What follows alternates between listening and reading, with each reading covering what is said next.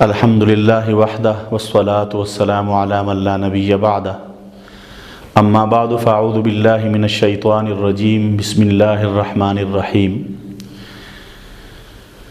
یا ایہا الذین آمنوا کتب علیکم الصیام کما کتب علی الذین من قبلکم لعلکم تتقون صدق اللہ العظیم۔ شیطان و نفس دونوں ہے دشمن تیرے، مگر دشمن وہ دور کا ہے یہ دشمن قریب کا، اس مار آستی کا نہ کچلا جو سر تو پھر منتر ہو کارگر نہ مداوا طبیب کا۔ محترم ناظرین، میں آج روزوں کی فرضیت کے متعلق چند گزارشات آپ کی خدمت میں عرض کروں گا۔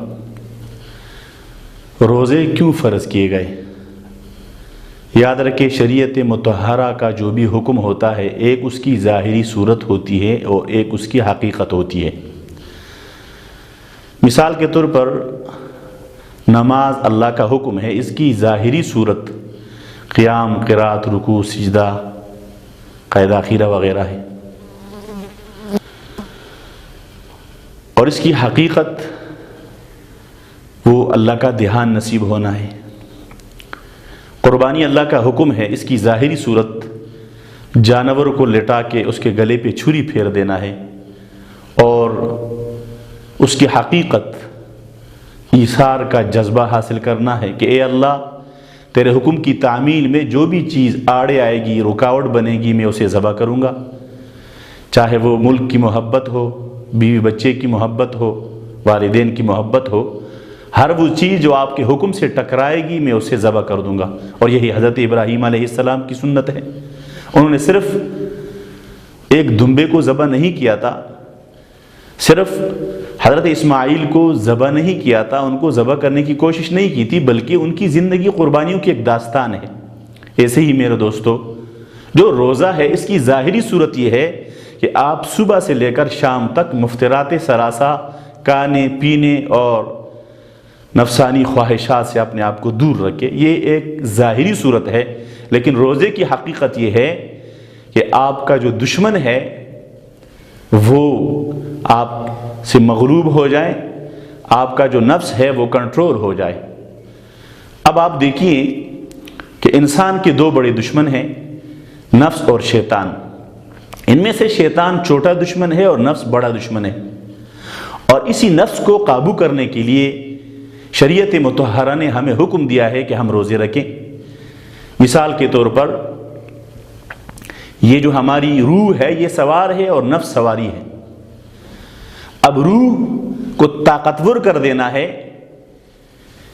اور نفس کو مغلوب کر دینا ہے، اور یہی ہمیں حدیث سے ملتا ہے۔ امام الانبیاء علیہ السلام نوجوان صحابہ کے مجمع سے گزرے تو حضور علیہ السلام نے فرمایا، یا معاشر الشباب من استطاع منکم الباءۃ فلیتزوج فإنہ اغض للبصر واحسن للفرج ومن لم یستطع فعلیہ بالصوم فإنہ لہ وجاء۔ اے نوجوانوں کی جماعت، جو تم میں سے شادی کی طاقت رکھتا ہو وہ شادی کر لے، اور جو شادی کی طاقت نہیں رکھتا وہ روزے رکھ لے، اس سے نفس کنٹرول ہو جاتا ہے۔ شادی کے بارے میں حضور نے فرمایا کہ فإنہ اغض للبصر، اس سے آنکھوں میں حیا آتی ہے، نگاہیں جھک جاتی ہے، وَأَحْسَنُ الْفَرْجِ، اور شرمگاہ محفوظ ہو جاتا ہے۔ اور یہی تو ہے، حضور نے فرمایا مَن يَضْمَنُ لِي مَا بَيْنَ لَحْيَيْ وَمَا بَيْنَ رِجْلَيْ أَضْمَنُ لَهُ الْجَنَّةِ، دو چیزوں کی حفاظت کی ضمانت مجھے دے دو، میں اللہ کا رسول تمہیں جنت کی ضمانت دیتا ہوں۔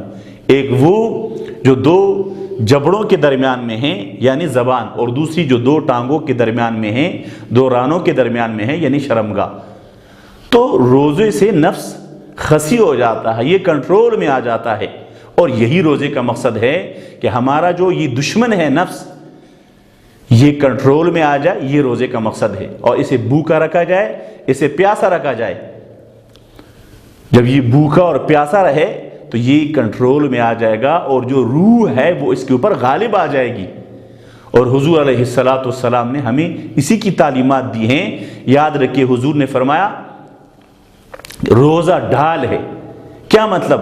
جب تک وہ اس کو حضور نے فرمایا پھاڑ نہ ڈالے، تو روزہ ڈال ہے۔ جس طرح ڈال کے ذریعے سے آدمی دشمن کی وار سے محفوظ ہو جاتا ہے، اسی طرح روزے کے ذریعے سے آدمی نفس جو بڑا دشمن ہے، شیطان جو بڑا دشمن ہے، ان کے وار سے محفوظ ہو جاتا ہے۔ اور یاد رکھیے روزے کے ذریعے سے حضور علیہ السلام اللہ تعالیٰ نے جو فرمایا لعلکم تتقون، تاکہ تمہیں تقوی حاصل ہو جائے۔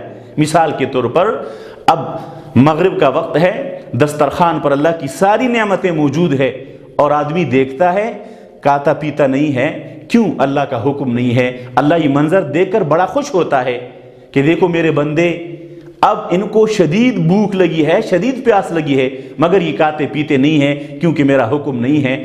گرمی کا وقت ہے، روزہ ہے، دروازہ بند ہے، روشن دان کھڑکی بند ہے، فریج میں ہر قسم کی مشروبات موجود ہے، فروٹ موجود ہے، اور آدمی کی آہیں نکل رہی ہے، کروٹیں بدلتا ہے، آرام نہیں آتا، مگر یہ اس کے قریب نہیں جاتا، نہیں کھاتا ہے، نہیں پیتا ہے، کیوں؟ اللہ کا حکم نہیں ہے۔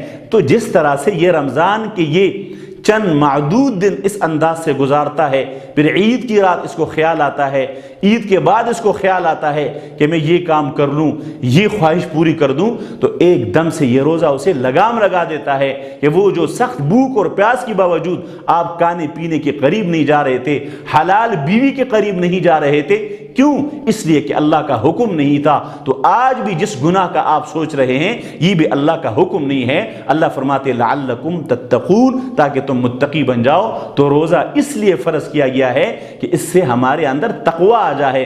تقوی کا معنی ہے بچنا، اتقوا غضب اللہ، یا ایھا الذین آمنوا اتقوا اللہ کا معنی ہے کہ اللہ کے غضب، اللہ کے غصے اور اللہ کے نافرمانی سے بچو۔